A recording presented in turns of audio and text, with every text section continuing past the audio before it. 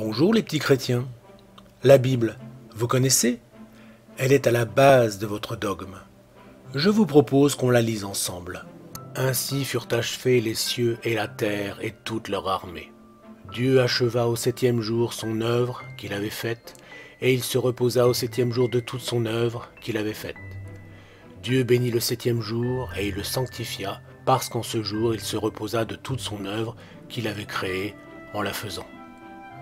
Là, on sent que c'est pas fini à l'encre, mais à l'aide d'un liquide, enfin, d'un autre liquide, qu'il avait faite et refaite en la faisant. Nos profs de français se sont battus pour qu'on n'emploie pas le verbe faire à toutes les sauces, mais qu'on le remplace par créer, imaginer, inventer, confectionner, que sais-je encore. Voici les origines des cieux et de la terre quand ils furent créés. Ouf, il était temps que ça se termine. Bref, il n'y a pas que Dieu qui se repose ce jour-là. Son équipe se décide enfin à virer l'écrivain que saint François avait embauché pour le remplacer par un autre, plus fiable. La création va pouvoir être réécrite. Lorsque l'Éternel Dieu fit une terre et des cieux, aucun arbuste des champs n'était encore sur la terre, et aucune herbe des champs ne germait encore, car l'Éternel Dieu n'avait pas fait pleuvoir sur la terre, et il n'y avait point d'homme pour cultiver le sol.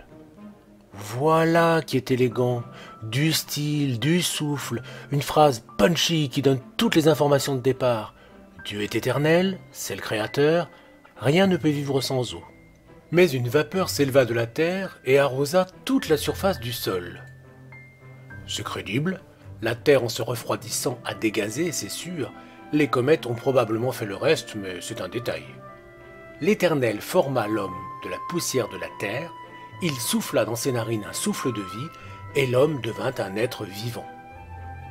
Bon, allez expliquer à des hommes de l'âge de bronze la notion de soupe organique. Il me semble que poussière de la terre, c'est pas mal. Et le souffle de vie, c'est imagé, cet écrivain a vraiment du style. Puis l'Éternel Dieu planta un jardin en Éden, du côté de l'Orient, et il y mit l'homme qu'il avait formé. C'était l'époque où il n'y avait pas de crise du logement. L'Éternel Dieu fit pousser du sol des arbres de toute espèce, agréables à voir et bons à manger, et l'arbre de la vie au milieu du jardin, et l'arbre de la connaissance du bien et du mal. Avouez quand même que c'est nettement mieux écrit, synthétique, clair, pas de selon son espèce qui ne veut pas dire grand-chose.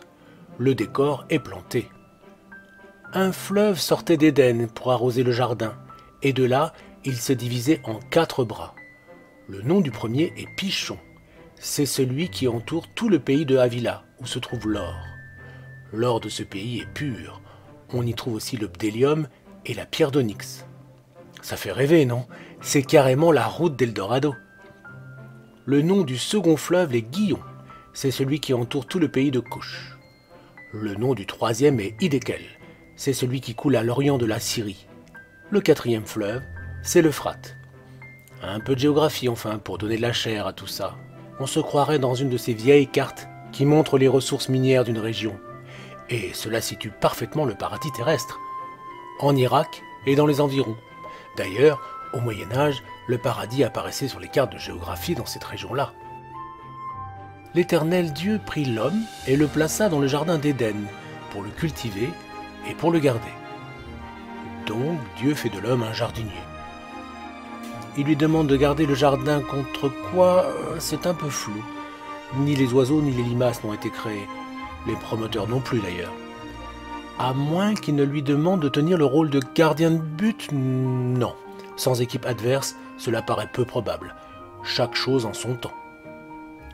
L'Éternel Dieu donna cet ordre à l'homme. Tu pourras manger de tous les arbres du jardin, mais tu ne mangeras pas de l'arbre de la connaissance du bien et du mal, car le jour où tu en mangeras, tu mourras. Alors, je devine votre question. Pourquoi Dieu a-t-il placé des arbres dangereux et même mortels dans ce jardin? Et je vous répondrai, imaginez une histoire qui commencerait par « Tout allait bien et ce n'était pas prêt de changer ». Vous avez envie de la lire, vous? Regardez l'homme jardiner éternellement, ça risquait d'être très chiant. Non, il fallait un ressort dramatique, du suspense. Ces arbres ne sont pas là pour rien, Ils vont jouer un rôle dans le drame auquel vous allez assister, mesdames et messieurs, mais aurez-vous le cœur assez bien accroché? Aurez-vous les nerfs assez solides pour résister à cet enchaînement de catastrophes?